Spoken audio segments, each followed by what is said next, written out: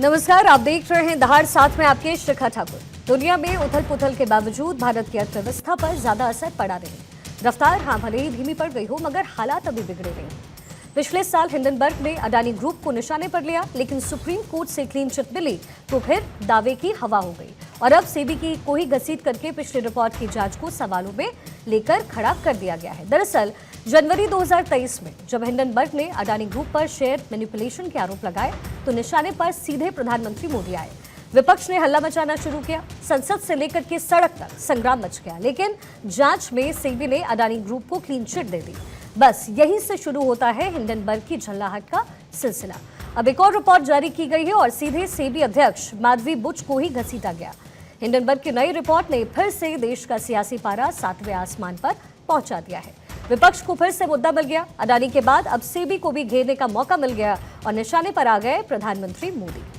नई रिपोर्ट सामने आई तो बवाल जाहिर है मचना था और मचा भी। बीजेपी आरोप लगा रही है कि सेबी के बहाने भारतीय शेयर मार्केट को क्रैश करने की विदेशी साजिश है, ताकि छोटे इन्वेस्टर्स का पैसा डूब जाए और भारत की स्थिर अर्थव्यवस्था हिल जाए। बीजेपी की अगर आप माने तो सारा ताना बाना राहुल गांधी ने जॉर्ज सोरोस के साथ मिलकर के बुना। सियासी लड़ाई हारने से झल्लाई कांग्रेस से सारा प्रपंच रच रही है, ये आरोप है। इधर विपक्ष कह रहा है कि उनके दावे सही निकले हैं। सेबी चीफ माधवी बुच और उनके पति धवल बुच ने अडानी की ऑफशोर कंपनियों में पैसे लगाए, तो सेबी आखिर क्यों अडानी के खिलाफ ईमानदारी से जांच करती। अब इसी मुद्दे पर दहाड़ में आज हम खास मेहमानों के साथ इस पर चर्चा करेंगे, लेकिन उससे पहले जरा देखिए कैसे इस पूरे मामले में देश में सियासी पारा हाई है। कांग्रेस पार्टी को क्या हो गया है जिसने 55 साल तक देश में राज किया है? क्या मतलब है इसका? मतलब कहीं से कोई चिट मिल जाए। कांग्रेस पार्टी की पॉलिटिक्स में एक टूलकिट पॉलिटिक्स है, दूसरा है चिट पॉलिटिक्स। कभी राफेल की चिट मिल गई तो लगे हिंदुस्तान में घूमने, वो सुप्रीम कोर्ट से हारे, माफी मांगना पड़ा, कंटेम्प्ट हुआ उनके खिलाफ। फिर एक दूसरी चिट मिल गई, हिंडनबर्ग की पहली रिपोर्ट, वो चिट मिल गई। उसमें सुप्रीम कोर्ट ने, मैंने बताया कि 24 में 23 इंक्वायरी कंप्लीट हो गई। अब हिंडनबर्ग को जुलाई में नोटिस की गई है, तो फिर ये काउंटर प्रोडक्ट हुआ। अब ये चिट पड़ गई, जेपीसी लाओ, इंक्वायरी कराओ।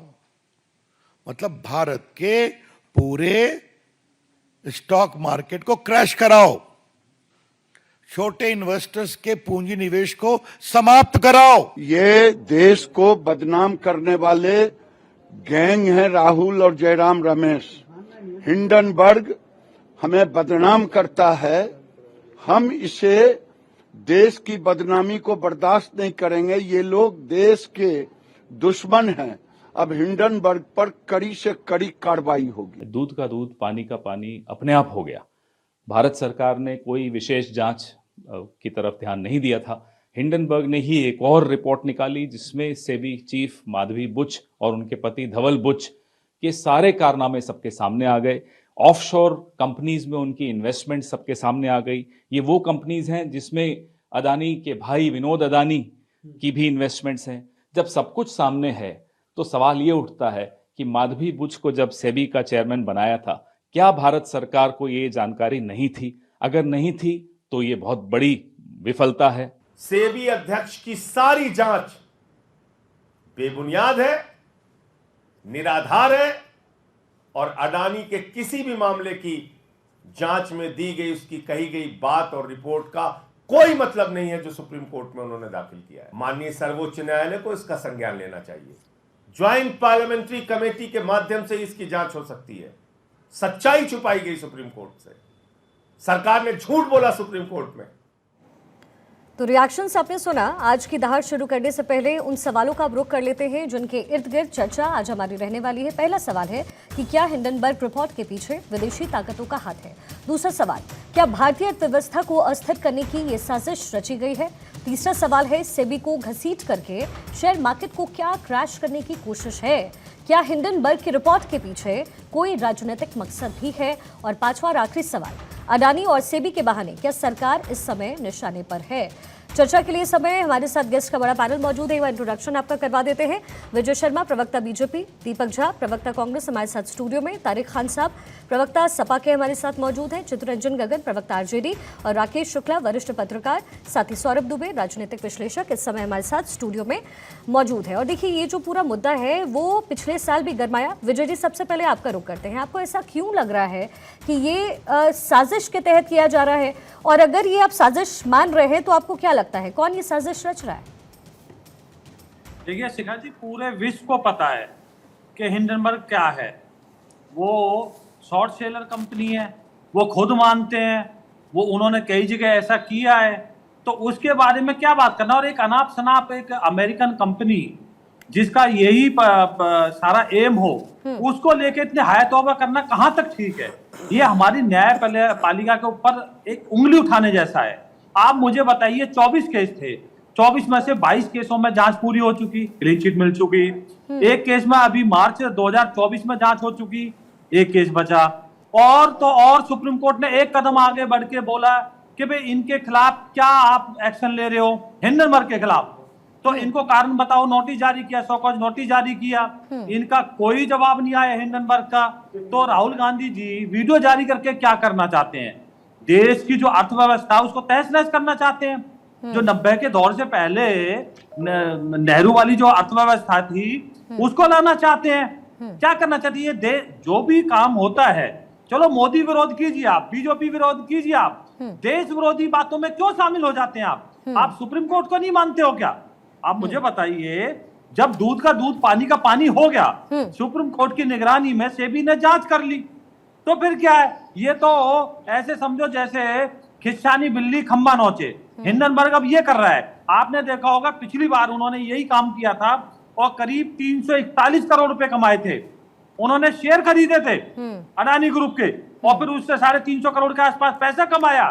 तो आप क्या चाहते हो? जो छोटे निवेशक हैं उनके पैसे को ऐसे जो ये टूल किट हैं, जो सोरेस जैसे, जो राहुल गांधी जी के बड़े पसंदीदा है और बड़े उनके अच्छे रिलेशन है, ऐसे लोगों को फायदा पहुंचाना चाहते हो, देश विरोधी लोगों को फायदा नहीं, तो आप सीधा विजय जी आप कह रहे हैं कि कांग्रेस ये साजिश रच रही है, कांग्रेस की तरफ से किया जा रहा है।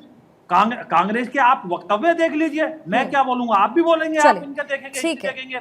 जब राहुल गांधी जी वक्तव्य जारी करते हैं, राहुल गांधी जी यहाँ का कोई नहीं, वहां का विदेशी कोई चिट दे दे, उस पर जांच की मांग। अरे आप एलओपी के नेता हो, आज आपकी बात के मायने हैं। आप अगर एक कोई भी बयान देते हो तो उससे शेयर मार्केट गिर सकती है। चलिए ठीक है, दीपक जी भी हमारे साथ स्टूडियो में है। विजय जी, मैं आपके सवालों का जवाब ले लेती हूँ। दीपक जी, सेबी की बात हो, सुप्रीम कोर्ट से लेकर के सेबी तक को ने जो है वो अडानी को क्लीन चिट दिया, ये हम सब ने देखा, लेकिन बावजूद इसके इस तरह के आरोप लगाए जा रहे हैं। अर्थव्यवस्था इस समय अगर कहीं की स्थिर है तो वो भारत की है। क्या आखिर इसके पीछे वजह क्या है? क्या हर चीज में सियासी एंगल तलाशना जरूरी है? देखिए शिखा जी, सच्चाई से कर देते किनारा और चोर चोर हो जाते मौसेरे भाई। तो भाजपा का चरित्र यही है। विजय शर्मा जी ने यहाँ पे इतनी लंबी लंबी बातें की, लेकिन क्या बातें क्या कहना चाहते हैं किसी को समझ में नहीं आया। जैसे मोदी जी जुमलेबाजी करते हैं, यहाँ पे चैनल पे बैठ के जुमलेबाजी कर रहे हैं। बात ये बहुत स्पष्ट है, हिंडनबर्ग से आप डरते क्यों भाई? अगर आप अमेरिका में जाके ट्रंप सरकार के नारे लगा लेते हो तो अमेरिकन कंपनी आपकी तारीफ करती है, आपकी पोल खोलती है, तो आप फिर इतना डरते क्यों हो? आप अमेरिका में ट्रंप के प्यारे हैं ना, ट्रंप के नारे लगाने क्यों गए थे अब की बार ट्रंप सरकार? बताइए, अगर इतने दुश्मनी है तो। बात वो नहीं है। हिंडनबर्ग ने अगर कुछ आरोप लगाया है तो आप उसकी प्रामाणिकता के साथ सरकार कहे कि भाई हमारे ऊपर अगर आरोप लगे हैं। पारदर्शिता की बात करते हैं नरेंद्र मोदी जी, शुचिता की बात करते हैं नरेंद्र मोदी जी, पवित्रता की बात करते हैं नरेंद्र मोदी जी, सेवा की बात करते हैं राजनीति में नरेंद्र मोदी जी। तो फिर आगे बताइए ना कि नरेंद्र मोदी जी देश की, और बात नहीं कर रहा हूं, दुनिया में पहला ऐसा प्रधानमंत्री और ऐसा व्यक्ति हो गए जो चुनावी समय में कहते थे आप शेयर बाजार में स्टॉक खरीदिए, शेयर का नाम बताते थे। Home minister Amit Shah ji share बाजार में, मार्केट में इन्वेस्ट करने के लिए टिप्स देते थे। फाइनेंस मिनिस्टर शेयर बाजार में टिप्स देते थे और सारे लोगों से पैसे लगाए। और राहुल गांधी जी ने प्रेस कॉन्फ्रेंस करके कहा था कि ये बहुत बड़ा स्कैम है।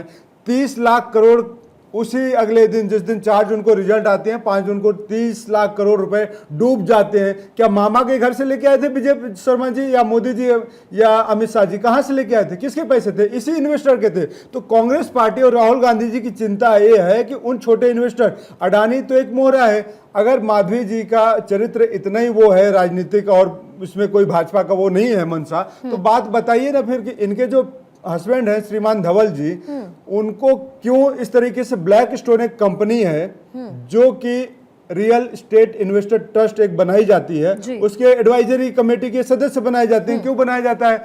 और फिर उस कंपनी ने, ब्लैक स्टोन ने 2 कंपनियां लिस्टेड कराती हैं भारतीय मार्केट में और उसके शेयर होल्डर ये बन जाते हैं। तो कुल मिला के जो कनेक्शन बनता है शिखा जी, बात कनेक्शन की है, पैसों की है। तो है, लेकिन दीपक जी आप जानते हैं कि वो शॉर्ट सेलिंग कंपनी है। शॉर्ट सेलिंग कंपनी का काम ही यही होता है कि वो इस तरह की बातें रखे, शेयर उसका गिरे और फिर वो सबसे ज्यादा प्रॉफिट खुद कमाता है। और आप बात कर रहे हैं राहुल गांधी की, उन्होंने आप चुनाव का क्योंकि आपने जिक्र किया दीपक जी, तो चुनाव के समय उन्होंने कहा कि आप मत लीजिए, लेकिन ये तो आप भी जानते हैं, अगर मार्केट को समझते हो तो अभी तक जो है मार्केट क्रैश नहीं हुआ, मार्केट तो उठा ही है। देखिए चुनाव तो ये अर्थव्यवस्था कमजोर करने जैसा नहीं है। देखिए चुनाव और संसद भवन की बात नहीं होती, संसद भवन के मुद्दे ही संसद भवन के पार्लियामेंट में उठाए जाएंगे।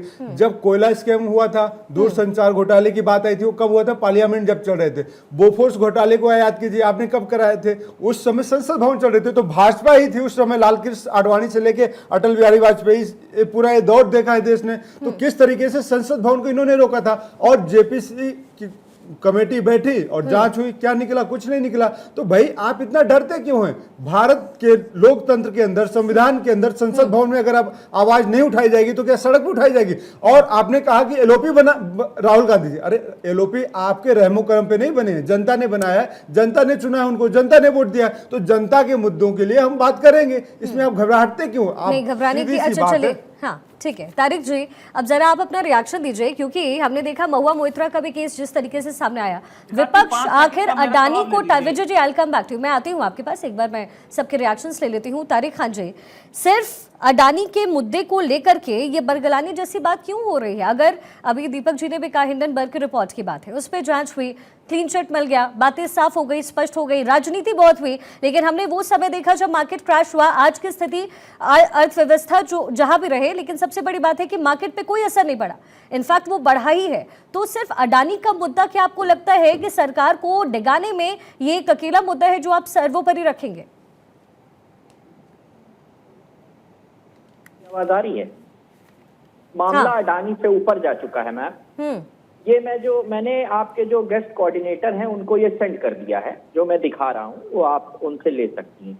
एगोरा एडवाइजरी प्राइवेट लिमिटेड, इसके 99% शेयर जो चेयरमैन हैं सेबी के, उनके नाम। अब एक बात नहीं समझ में आई कि मैं इलेक्शन कमिश्नर हूं और मैं चुनाव भी लड़ सकता हूं, क्या ऐसा होना चाहिए? मैं डीएम हूं और मैं ही चुनाव भी लड़ जाऊं। डीएम जो होता है उसी को रिटर्निंग ऑफिसर बनाया जाता है चुनाव का, मैं ही चुनाव भी लड़ जाऊं। तो माधवी लता की ही ये कंपनी है। लेकिन माधवी लता ने तो ये क्लैरिफिकेशन दे दिया है, 2017 का उन्होंने जिक्र किया। ये 22 जो कार्रवाई उन्होंने की सेबी की तरफ से हुआ, I have already sent to your guest coordinator, ask him to give you. आप उसको पढ़ दीजिए प्लीज, वो मेरे तक आने में समय लगेगा, जो आपके फोन में अगर आप उसको पढ़ सकते। सुनिए, agora advisory private limited 2001 RNN corporate Jawahar road Ghatkopar Mumbai, ये एड्रेस दिया हुआ है, इसमें सब कुछ लिखा हुआ है, CIN नंबर लिखा हुआ है, इसमें मधु भाई Bhojpuri, number of share 9900, amount of share 99 और परसेंटेज शेयर 99%। ये इनकी एडवाइजरी कंपनी है जिसके इनके पति डायरेक्टर हैं और 99% शेयर इनके पास। अब मैं कह रहा हूं कि आप इलेक्शन कमिश्नर को ही चुनाव लड़ने की इजाजत दे दीजिए, तो उम्मीद की जाए कि चुनाव फेयर होगा। यहाँ यही सवाल है, दे दीजिए और डीएम से कह दीजिए कि भैया तुम भी लड़ो चुनाव, तुम भी नामांकन कराओ, एक सरकारी अधिकारी भी चुनाव लड़े। इसीलिए सरकारी सीटें आपकी फेयर नहीं है क्या तारिक भाई? बीच में नहीं, सीटें आपको आई हैं, बीच में नहीं, ये फेयर है कि नहीं है? इन लोगों को नहीं, समाजवादी पार्टी को उत्तर प्रदेश में 37 सीटें मिली है, वो फेयर है कि नहीं है ये भी बता दीजिए चुनाव आयोग पे आरोप लगाने से पहले। I'm extremely sorry. I don't want to indulge with these type of people. आपसे बात कर रहा हूँ. Please tell him तो इससे ठीक है, ठीक है। अपना नंबर जब आएगा मैं तब चलिए बात पूरी कीजिए प्लीज। अब पहली बात देखिए मैम, ये मैंने आपके कोऑर्डिनेटर को भेजी है, मैं उनसे रिक्वेस्ट करता हूँ आपके चैनल से कि आपको वो दे दें इसको, आप गहनता से राहुल गांधी और अखिलेश यादव को भेज दीजिए, व्हाट्सएप यूनिवर्सिटी का ज्ञान है, सौरभ जी उधर भेज दीजिए। चलिए ठीक है पॉइंट ठीक है पॉइंट अब मैं दूसरी बात कहता हूँ, उसके आगे बढ़ता हूँ। हिंडनबर्ग को समाजवादी पार्टी या इंडिया गठबंधन नहीं चलाती है। 2017 के बाद से 16 रिपोर्ट इन्होंने जारी की हिंडनबर्ग में। 2020 में निकोला एक इलेक्ट्रॉनिक कंपनी है यूएस की, उसके खिलाफ एक रिपोर्ट निकाली, उसमें उनके जो निकोला के चेयरमैन थे उनको हजारों रुपए जुर्माना देना पड़ा और उनको अपना पद भी छोड़ना पड़ा, क्योंकि जो हिंडनबर्ग ने कहा था वो सही निकला। इसको भी पढ़ लीजिएगा। आप सिर्फ अडानी वाले मामले की अगर तारिक साहब आप जिक्र करेंगे तो बेहतर होगा। पिछले आप तो भारत में रहते हैं, आपने देखा सेबी की तरफ से भी चलिए आप सुप्रीम कोर्ट की तो कार्रवाई आपने देखी होगी। ये तो जो रिपोर्ट लेकर के आ रहा है, कहाँ उचित हुआ कहाँ अनुचित ये तो मैं समझ गई, लेकिन यहाँ मामला यहाँ जिक्र तो अडानी ग्रुप का हो रहा है, वहां तो विफल रहा ना ये रिपोर्ट।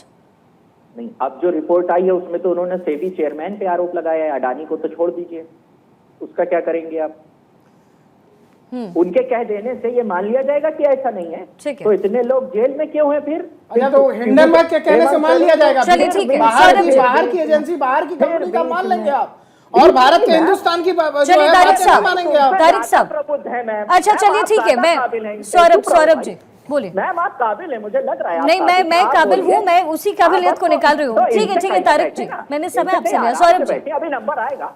सौरभ जी हाँ बोलिए। मैं बोलूं? हाँ जी बोलिए। देखिए, राहत इंदौरी का एक बहुत अच्छा मशहूर शेर है, सुन लीजिए। अब तारिक भाई, हाँ जब गलत बोलूंगा तो करिएगा, जब आप गलत बोल रहे थे तब मैंने किया था। अब आप शुरू में डिस्टर्ब मत करिए। तारिक जी मैं गलत आंकड़े दूंगा तब आप करिएगा। आपने चूंकि चुनाव आयोग के ऊपर गलत टिप्पणी की थी, तो मैंने बोला आपको कि चुनाव आयोग एक संवैधानिक संस्था है और उसी के माध्यम से आप 37 सीटें लेकर के आए हैं, दूसरी बड़ी पार्टी आप हैं। अच्छा सौरभ जी सुनिए, मेरा सवाल आप ले लीजिए, मेरा आप सवाल ले लीजिए। एक कारोबारी पे अगर सवाल उठाए जा रहे हैं, अगर हिंडनबर्ग ने उठाया या फिर विपक्ष उठा रहा है, तो क्या पूरे देश की इकोनॉमी पर सवाल उठ रहा है? ऐसा तो नहीं है, तो फिर इसमें दिक्कत क्या हो रही है? ये भी तो जांच के दायरे में आएगा ना। देखिए, मैंने बोला ना अभी, एक राहत इंदौरी का बहुत मशहूर शेर है कि झूठों ने झूठों से कहा है सच बोलो, घर में झूठों की मंडी है और दरवाजे पर लिखा है सच बोलो। हर 6 महीने में एक ऐसा टूल किट से तैयार करते हैं, सिर्फ और सिर्फ मोदी विरोध है इनका। मोदी के खिलाफ इनकी इतनी ज्यादा नफरत है कि ये हिंदुस्तान के खिलाफ साजिश करने में कोई कसर नहीं छोड़ते हैं। अभी जिस प्रकार से हमने देखा कि बांग्लादेश, अब ये कह रहे थे हिंदुस्तान में बांग्लादेश बनेगा, अभी 2 दिन पहले की न्यूज है, ये कांग्रेस और अन्य विपक्ष के दल ही तो कह रहे थे। अब ये हिंडनबर्ग के ऊपर जिस प्रकार से जो है हाहाकार मचा रहे हैं, आज तो सेंसेक्स ने उनको उल्टा जवाब दे दिया, आज तो निफ्टी ने उनको उल्टा जवाब दे दिया। तो फिर आपके हिसाब से क्यों हो रहा है? विपक्ष क्यों कर रहा है? वही तो मैं कह रहा हूँ, विपक्ष का काम है कंफ्यूजन पैदा करना, सिर्फ जनता को गुमराह करने की कोशिश करना। वास्तविक मुद्दों से विपक्ष बहुत दूर रहता है। और जिस प्रकार से देश की अर्थव्यवस्था, देखिए देश से नफरत, मैंने बोला आपको कि मोदी जी के नफरत के साथ साथ ये कहीं ना कहीं हिंदुस्तान के साथ नफरत करने लगते हैं। देश की अर्थव्यवस्था को ये कहीं ना कहीं जो है उसके साथ जो है उसको जनता को गुमराह करते हैं कि देश की अर्थव्यवस्था खराब हो जाएगी इसके माध्यम से। दीपक जी ऐसा है क्या? सौरभ ये बातें बहुत गंभीर है और जनता इनको सबक इसीलिए सिखा देती है। ठीक है, लेकिन जनता का मैंडेट तो कुछ अलग साबित हुआ है ना इस बार सौरभ जी। दीपक जी क्या साबित हुआ? जनता का मैंडेट 240 आया अभी। ठीक है दीपक जी, देखिए बड़ी इनको तो 99 आया है। बड़ी हास्यास्पद बात लगती है, मेरे भाई बहुत अच्छा बोलते हैं, बट बात यह है कि नरेंद्र मोदी जी को क्यों बीच में सवाल करते हैं? भाई आपको तो खुश होना चाहिए, नरेंद्र मोदी जी सर्टिफिकेट देते हैं ना पवित्रता का, शुचिता का, पारदर्शिता का, तो पारदर्शिता लाइए सरकार में, जीरो टॉलरेंस रखिए, लेकिन आप नहीं करेंगे। ये सौरभ भाई आप भी जरा बताइएगा, भाजपा के प्रवक्ता तो नहीं बता पाएंगे, आप उनसे बेहतर बोलते हैं, तो आप ही बता दीजिएगा कि दुनिया में ऐसा कौन प्रधानमंत्री है जो कहता है शेयर बाजार में जाके पैसे लगाइए? दुनिया में ऐसे किस देश का गृह मंत्री है जो कहता है शेयर बाजार में पैसे लगाइए? ऐसा कौन सा फाइनेंस मिनिस्टर है कहता है कि जाके पैसे लगाइए? तो ये पूरा का पूरा स्कैम है। बात यह है कि माधवी जो है उनके हस्बैंड IFL जो कंपनी है उस उसके थ्रू इन्होंने जाके एक बरमूडा में और मॉरिशस में एक फंड बनाया था जिसका नाम है GOF। उसके थ्रू इन्होंने एक सब फंड बनाया था और उस सब फंड को इंडियन शेयर मार्केट में लगाया था, जिसमें कि सारी की सारी हिस्सेदारी माधवी की है और उनके हस्बैंड की है। और बात करते कि आप सेबी चेयरमैन इस्तीफा दीजिए। अरे आप मॉरिशस पहुंच जाएंगे, बांग्लादेश आप पहुंचते हैं, अभी बांग्लादेश आप पहुंच रहे थे ना, अंबानी की शादी थी तो उसमें आपके नेता क्यों गए थे? वो फिर उठाने मेरी बात लगातार आप अभी अडानी पे आरोप लगा रहे हैं, ऐसे अंबानी पे लगा रहे थे, सलमान खुर्शीद और वो आपके सारे नेता उनके यहाँ शादी में पहुंचे हुए थे। तब कहाँ गए थे अंबानी? जो है अगर अंबानी इतने ही खराब थे, अंबानी को नहीं, आप लोग गालियां देते थे ना अंबानी को, अभी आप अडानी को दे रहे नेता नहीं कहते, लेकिन सच्चाई तो कुछ और निकल करके आती है। देश के प्रधानमंत्री नरेंद्र मोदी जी के, तो व्यक्तिगत मैं उन पे नहीं जाऊंगा। बात यह है कि आप बांग्लादेश की बात करते हैं, देश की सरकार बताए कि देश की सरकार क्या कर रही है बांग्लादेश के हिंदुओं के साथ। हमने और हमारे नेताओं ने, कांग्रेस पार्टी ने कह दिया कि सरकार का क्या कदम है, हम सरकार के साथ समर्थन में खड़े हुए, विदेश मामलों में हम सरकार के साथ खड़े हैं। तो अब इधर उधर किसका ट्वीट है? राहुल गांधी का एक भी ट्वीट है? एक भी ट्वीट राहुल गांधी जी ने, आदरणीय राहुल गांधी जी ने किया है? अरे मैं देश की जनता हूँ, जनता है ना, आप देश की जनता को आप इस प्रकार से बात करेंगे क्या? ठीक है सौरभ जी, आप सरकार से सवाल करिए। आप राहुल गांधी जी का मुझे दिखा दीजिए जो बांग्लादेश के हिंदुओं के लिए उन्होंने किया। आज सिर्फ एक ट्वीट अखिलेश यादव जी का आया, इसके पहले पूरे विपक्ष का एक भी ट्वीट नहीं है। उल्टा ये जवाब आया कि भैया वो बांग्लादेश की ठीक है टॉपिक सौरभ जी, बात है कि इनको हिंदुस्तान में बैठ के भी बांग्लादेश में हिंदू मुसलमान नजर आते हैं। हमें बांग्लादेश दीपक जी मान लीजिए ये जो आप आरोप कर दिया, नरेंद्र मोदी जी से सवाल करिए, भाजपा प्रवक्ता यहाँ से जवाब दे कि बांग्लादेश पे सरकार का क्या स्टैंड है, अफगानिस्तान पे सरकार का क्या स्टैंड है, पाकिस्तान पे सरकार का क्या स्टैंड है। Let's not gate diverted with the topic. ठीक है चित्ररंजन गगन हमारे साथ है, प्रवक्ता आरजेडी। चित्ररंजन जी देखिए, ये तो अब फेवरेबल सिचुएशन है, अभी दीपक जी भी बात कर रहे हैं, तमाम मुद्दे जरूर उठ रहे हैं, लेकिन अरे तारिक जी मुझे बाकी लोगों के पास तो जाने दीजिए, क्या है आपका जवाब? आप दीजिए जवाब, जल्दी से जवाब दीजिए। जी देखिए, कांग्रेस प्रवक्ता ने एक भी मेरी लाइन का जवाब नहीं दिया। आप मुझे बताइए, मैंने बताया सुप्रीम कोर्ट ने जांच कर ली, जांच में बिल्कुल पाक साफ हो गया। आपने क्या बोला? हिंडनबर्ग से आपके क्या संबंध है? एक ऐरा गहरा नत्थु खेरा कोई अगर किसी तरह का इल्जाम लगाता आप उसके साथ खड़े हो जाते हो? आप गरीबों के पैसे लुटवाना चाहते हो? आप मुझे बताइए, आप बांग्लादेश पर बात करते हो, आपकी प्रियंका गांधी, आपने देखा होगा किस तरह का फलस्तीन के लिए उनका ट्विटर हैंडल देखिए भरे पड़े हैं। फंड क्या है जिसमें अडानी आपने जारी के भाई का पैसा लगा हुआ है, विनोद अडवाणी का पैसा लगा हुआ है, उसके डायरेक्टर हैं, उसके एडवाइजर हैं आपके माधवी के हस्बैंड। तो उससे आप जवाब दे दीजिए, देश पूरा करना चाहता, दूध का दूध पानी का पानी हो जाए। इतनी बौखलाहट और इतनी घबराहट अच्छी बात नहीं। हम तो यही जानना चाहते हैं कि देश की जनता का पैसा एक रुपया नहीं डूबना चाहिए, लेकिन आप देश की जनता के साथ गद्दारी कर रहे हैं। दो व्यापारियों को बचाने के लिए आप सारा का सारा षड्यंत्र रच रहे हैं। तो षड्यंत्र छोड़िए, देश की जनता के साथ, देश की जनता पूछ रही है, देश की जनता पे भरोसा करती है, आपको सरकार दिया है, तो नंबर के गेम में आप आगे हैं, कोई बात नहीं। इसका अहंकार त्याग दीजिए, अहंकार मत करिए और देश की जनता को बताइए कि देश की जनता का जो पैसा है, जो गाड़ी मेहनत की कमाई है, शेयर बाजार में क्यों डूब रहा है। एक ब्रांड एम्बेसडर की तरह और इसलिए सवाल उठता है कि सेबी को नोटिस देना चाहिए कि देश का ऐसा कोई भी व्यक्ति शेयर मार्केट में पैसा लगाने की बात नहीं कर सकता। नरेंद्र मोदी जी को नोटिस क्यों नहीं गया? होम मिनिस्टर को नोटिस क्यों नहीं गया? एफएम को नोटिस क्यों नहीं गया? सेबी ने नोटिस नहीं दिया। इसलिए हम कह रहे हैं कि कार्रवाई करेगा कौन? संयम है, कोतवाल तो अब डर का है का? नरेंद्र मोदी जी एक ही ताली के चट्टे बट्टे हैं, चोर चोर मोचेरे भाई हैं, और इनको नोटिस कौन देगा? चलिए ठीक है, चित्ररंजन जी भी हमारे साथ है। चित्ररंजन जी, अच्छा आपका टेक क्या? विजय जी मैं मुझे प्लीज दो और मेहमान है मेरे पास, मैं दो मेहमान मेरे पास और है सर, प्लीज समझिए। चित्ररंजन जी आपका टेक इस पे क्या है? क्योंकि अब तो पूरी विपक्षी दल जो है, बताइए कि नरेंद्र मोदी जी ने आके क्यों कहा शेयर बाजार में पैसे लगाइए? क्या नरेंद्र मोदी जी ने कोई स्कैम किया है? होम मिनिस्टर ने क्यों कहा शेयर बाजार में आगे पैसे लगाइए? देश का सबसे बड़ा दुर्भाग्य है, दुनिया में सबसे दुर्भाग्यशाली प्रधानमंत्री अगर देखा तो भारत में देखा है, कोई ऐसा व्यक्ति नहीं होता। मैं बाकी गेस्ट को नहीं दे पाऊंगी। बताइए 30 लाख करोड़ रुपए इन्वेस्टर के डूब गए। अडानी को आपने कहां से कहां पहुंचा दिया? विजय जी प्लीज, बोलने से कुछ नहीं होता। ठीक है चित्ररंजन जी, आपका टेक क्या है? विपक्षी पार्टी एक साथ एकजुट होकर के चुनाव लड़ रहे थे, हमने लोकसभा चुनाव देखा। दीपक जी बेशरम हो चुकी है, प्लीज चित्ररंजन जी जरा आप, हाँ चित्ररंजन जी आप अपना टेक बताइए। शिखा जी, एगो देहात में कहावत है, चोर बोले जोर से। सवाल यह है कि भाजपा के लोगों को बौखलाहट क्यों, परेशान क्यों है। साथ अगर गड़बड़ी नहीं है तो जांच करवाने से क्यों भाग रहे हैं, जेपीसी के गठन से क्यों भाग रहे हैं? नहीं भाग कहाँ रहे हैं सर, कितनी बार भाग कहाँ रहे हैं? ये तो पिछले बार भी जब रिपोर्ट सामने आई। चुप रहिए, बौखलाइए नहीं, बौखलाइए नहीं, चुप रहिए। अच्छा विजय जी मौका तो दीजिए, चुप रहिए। अच्छा बोले तो दीजिए पहले। विजय जी उनका सवाल तो लीजिए। Vijay ji I request please, हाँ बोलिए चित्ररंजन जी जल्दी। शिखा जी, मैंने 10 साल से जब से मोदी जी सरकार प्रधानमंत्री बने हैं, लग रहा है कि मोदी जी की आलोचना माने प्रधानमंत्री की आलोचना जो है वह राष्ट्रद्रोह है। अगर जो है तो भाजपा की आलोचना जो है वह राष्ट्र विरोधी कदम है। तो साहब इसके पहले यह देश था कि नहीं था, इसके पहले प्रधानमंत्री हुए थे या नहीं हुए थे, पार्लियामेंट था कि नहीं था, यह कौन सा सवाल है साहब? और बेचैनी आपको काहे हो रही है, काहे आप छटपटा रहे हैं? जांच करवाइए, पहले हुआ है कि नहीं हुआ है। बोफर्स में तो केवल एक अखबार ने नहीं, लेकिन चित्ररंजन जी मेरा एक सवाल आप ले लीजिए। प्रॉब्लम ये है कि इससे पहले भी जब रिपोर्ट आई, मेरा सवाल ले लीजिए, रिपोर्ट आई उस समय अर्थव्यवस्था पे क्या असर पड़ा हमने देखा, मार्केट कैसे डाउन हुआ। इस बार जो इन्वेस्टर्स हैं वो उन्होंने संयम बनाया है, आज का मार्केट आपने पूरा ग्राफ देख लिया होगा।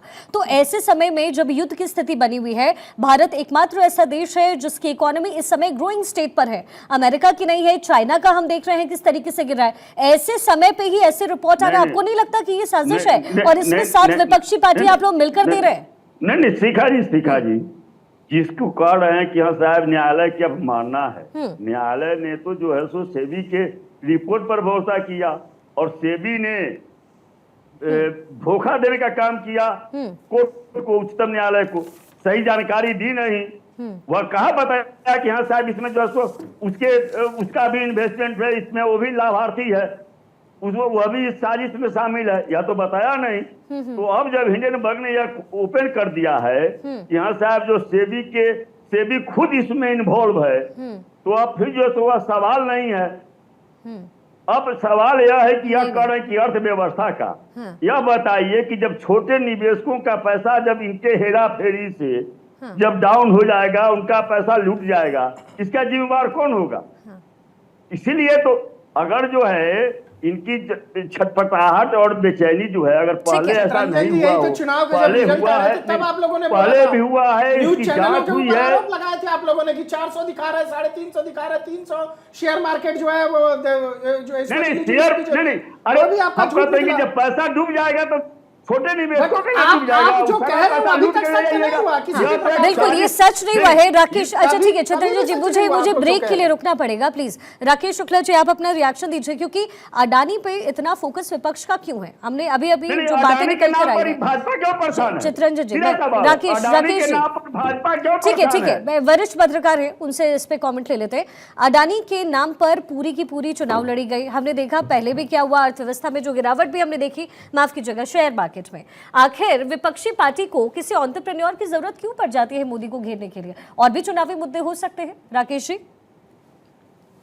नहीं शिखा जी, यहाँ पे सबसे बड़ी समझने वाली बात यह है कि हम एक विदेशी रिपोर्ट पे यदि विश्वास करेंगे तो हाल ही में 2 तरह की रिपोर्टें आई।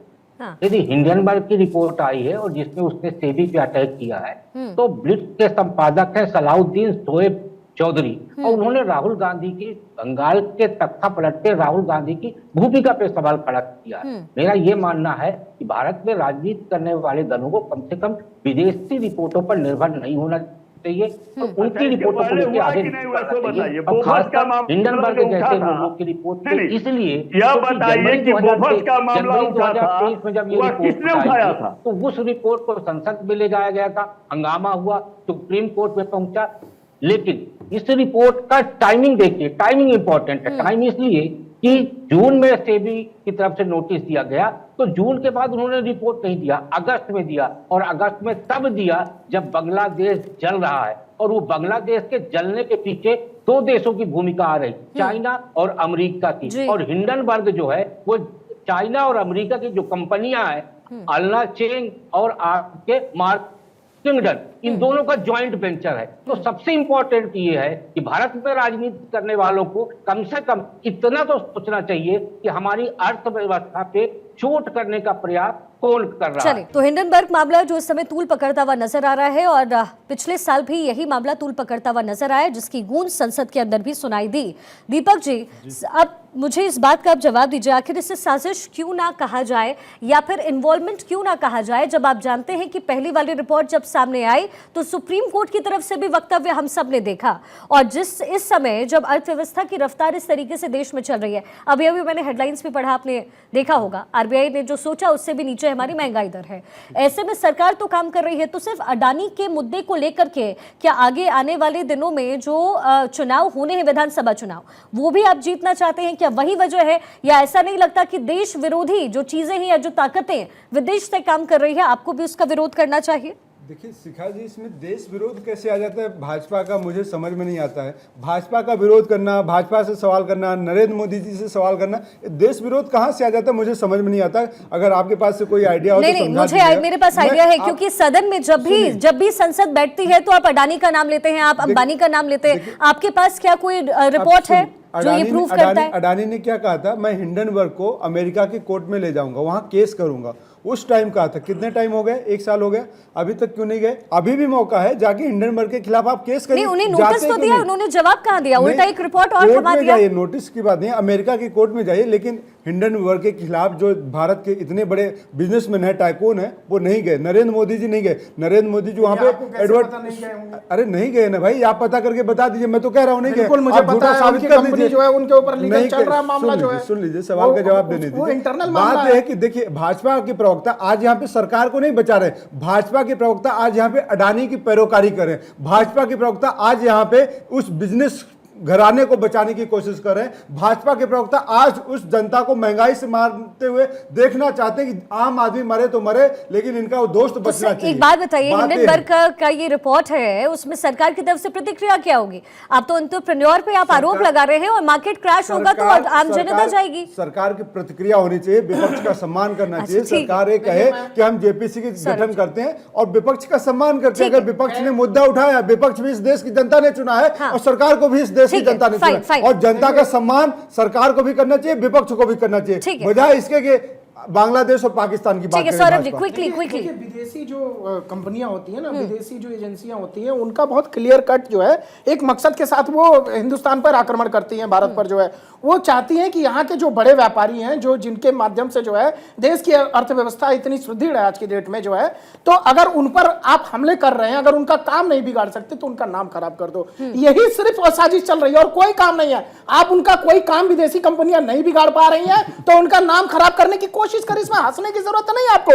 आप हिंदुस्तान के ऊपर हंस रहे हैं। आप ये देखिए, आप हिंदुस्तान की अर्थव्यवस्था देश में इतनी मजबूत है, ब्रिटेन को पीछे करके हम जो है 5वें नंबर पर आ गए हैं, तो आपको खुश होना चाहिए भाई। हम 3रे नंबर पे आने वाले हैं, तो ये आपके लिए, राहुल गांधी जी के लिए भी खुशी का विषय है भाई। इंदिरा गांधी भी इस देश में प्रधानमंत्री रहे, बाकी लोग भी प्रधानमंत्री रहे, जवाहरलाल नेहरू भी रहे, और ये भैया लालू यादव जी से पूछिए कि क्या वो अंबानी जी की शादी में गए नहीं थे क्या पूरा परिवार लेकर के? जिस अंबानी और अडानी को गाली देते हैं, पूरा कुनबा गया हुआ था आरजेडी का, तब आप लोग को नहीं दिखाई दिया कि अडानी है कि अंबानी है? डबल जब 2 है तब नहीं दिखाई दिया। और अडानी जी ने लगातार इन्वेस्टमेंट जो है वो कर्नाटक में किया, अभी कांग्रेस गवर्नमेंट है, तेलंगाना में किया, वहां पर के उनके मुख्यमंत्री बुलाते हैं अडानी जी को रेड कार्पेट बिछा के कि भैया आओ, आपके लालू यादव जी बुलाते हैं अडानी अंबानी को। देखिए चित्रंजन जी, ये तीता जो है थू और मीठा गप नहीं चलेगा कि आप पूरा कुनबा जो है वो अंबानी की शादी में जाता है और आप चैनलों पर गाली देते हैं। बोलिए ना, क्या आप अडानी के एजेंट है? बोलिए आप अडानी के एजेंट हैं? मैं अडानी का एजेंट हो गया? अडानी इस देश में एक ऐसा बिजनेसमैन है जो लाखों लोगों को रोजगार देता है, उसका सम्मान करना चाहिए आपको। अगर इस देश में टाटा, बिरला, अदानी, अंबानी उन लाखों लोगों को नौकरी दे रहे हैं तो उसका सम्मान करना चाहिए। लाखों लोगों का रोजगार चलता है उनसे। आप सम्मान करना सीखिए अपने देश के उद्यमियों का। आप लगातार गाली देते हैं, राजनीति के मंच पर उनको घसीटते हैं और उन्हीं उद्यमियों को गाली देते हैं जिनसे आप पैसा लेते हैं अपने अपने राज्यों में। आपके राज्यों में जब वो पैसा देते हैं, इन्वेस्टमेंट करते हैं, तब वो बहुत अच्छे हैं। और आप अगर वो भारत सरकार अगर मोदी जी के लिए कुछ कर रहे हैं उस स्टेट में करते हैं तो आपके लिए सौरभ जी ठीक है। तारिक जी ये अभी सौरभ जी यही कह रहे हैं, ठीक है। तारिक जी आपका रिएक्शन? अरे जाइए भोज खाने अंबानी क्या पूरा कुनबा लेके जाइए। सौरभ जी प्लीज। हाँ तारिक जी, ये तो आपका घटियापन है। कि जो है देखिए ऐसा है हमारा है कि आप लोग का है। हम लोग ऐसा नहीं करते, हमारे संस्कार ऐसे नहीं है कि जिसको गाली दे उसके यहाँ खाना भोजन पे पहुंच जाए। हमारे यहाँ परंपरा नहीं है, हमारे यहाँ ऐसा परंपरा मुझे नहीं। बाकियों को भी समय देना है प्लीज। नहीं हाँ, ठीक है, पारिवारिक चित्ररंजन जी, आयोजन ठीक है। को आप जो है पॉलिटिकल रूप देते हैं, शर्म आनी चाहिए। तारिक जी, इतनी प्रॉब्लम विपक्षी पार्टियों को क्यों है? हिंडनबर्ग की रिपोर्ट आई है, ये हमारे देश की तो कोई रिसर्च कंपनी है नहीं। मैंने पहले भी कहा, दीपक जी से भी मैंने जिक्र किया, शॉर्ट सेलिंग कंपनी है, उसका काम ही है। और जब पहले रिपोर्ट सामने आई तो रिजल्ट सामने था। हाँ तारिक आप जी, चुपिए भाई, सबको बोलने। मैम 1987 में स्वीडिश के एक रेडियो ने बताया कि बोफोर्स घोटाला हुआ है। किसने बताया मैम? स्वीडन के रेडियो ने। ठीक, स्वीडन का रेडियो उत्तर प्रदेश के चंदौली जिले से चलाया जाता है। कहां से चलाया जाता है? चंदौली से। ठीक, चंदौली से उसका ऑपरेशन होता है। मैम तब तो हमने मान लिया था, उसके लिए सरकार गई, विपक्ष 110 सीटों पर था और 400 से ज्यादा सीटों पे कांग्रेस थी। जेपीसी का निर्माण हुआ, जांच, तमाम चीजें हुई। आ रही हूँ विजय जी, आ रही हूँ मैं। एक सेकंड भाई, सब लोग न बोले। हमने बिलीव स्वीडिश रेडियो पे किया। 87 में उसने कहा कि यहाँ पर तोपों की खरीद में भ्रष्टाचार किया गया ठीक है। यहाँ पर नेताओं बिलीव कर लिया। अब हम नहीं कह रहे हैं कि हिंडनबर्ग को बिलीव कर लीजिए, पॉइंट नंबर 1। हम नहीं कह रहे हैं कि हिंडनबर्ग जो कह रहा है उसको मान लीजिए, मगर आरोप अगर सेबी के खिलाफ है तो सेबी ही नहीं जांच कर पाएगा। लेकिन सेबी में भी तो ये पूरा मामला, वो तो कह रही है ना माधवी, वो तो कह रही है 2017 का, तो इस पे भी तो कार्रवाई होगी। आप इसमें इससे पहले आप हल्ला क्यों कर रहे हैं? आपको पता है ना मार्केट क्रैश होगा, आपकी अर्थव्यवस्था क्रैश होगी ना, तो इंतजार तो करिए। हम कांग्रेस पे आरोप लगा रहे हैं कि अगर आरोप लगा है तो जांच खुद से भी नहीं करेगा, पहली बात, या सही नहीं करेगा। अभी मैं कहूं, आप मुझसे कहें कि मैं चोर हूं और उसकी जांच मैं ही करनी शिखा जी इनसे पूछिए, इनके पास एक ही उदाहरण बोफोर्स घोटाले का क्यों मिला? अभी तक जब से मोदी सरकार है, इनके पास क्या कोई एक घोटाले का नाम मिला? नहीं मिला। उन्होंने उदाहरण दिया बोफोर्स का, सीधा जो है राजीव गांधी जी के समय चलिए का विजय जी, अच्छा ठीक है, यही बताता है कि सरकार में घोटाले और भ्रष्टाचार नहीं हुए, और सब घोटाले भ्रष्टाचार कांग्रेस की सरकारों में होते थे। आपने बोफोर्स का नाम लिया अपने मुंह से। आपको इतने वर्षों में कोई घोटाला नहीं मिला मोदी सरकार में, इसलिए आपके मुंह से बोफोर्स घोटाला निकला। आप कांग्रेस के ऊपर आप मानते हैं ना, कांग्रेस ने घोटाला किया था, बोफोर्स घोटाला। जनता ने जवाब दिया है। ठीक है विजय जी, ठीक है। देखिए, अब मैं एसपी प्रवक्ता की बात का बड़े तथ्य के आधार पर जवाब देना चाहता हूं। वीपी सिंह सबसे ईमानदार नेता थे राजीव गांधी के मंच पे, पब्लिक मीटिंग में खड़े होकर कहते थे ये मेरा ईमानदार मंत्री है। उस मंत्री ने आरोप लगाया था बोफोर्स का। आपके ईमानदार मंत्री ने जिस पर राजीव गांधी जी का सुनिए जरा,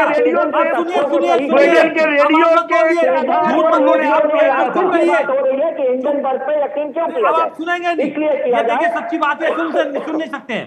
अब दूसरी बात सुनिए, अब मैं बताता हूँ आपको, यूपीए के सरकार में जो घोटाले का पैसा था दुबई में, उसको 4 घंटे के लिए डीफ्रीज किया गया कांग्रेस की सरकार आते के साथ ही 2004 में।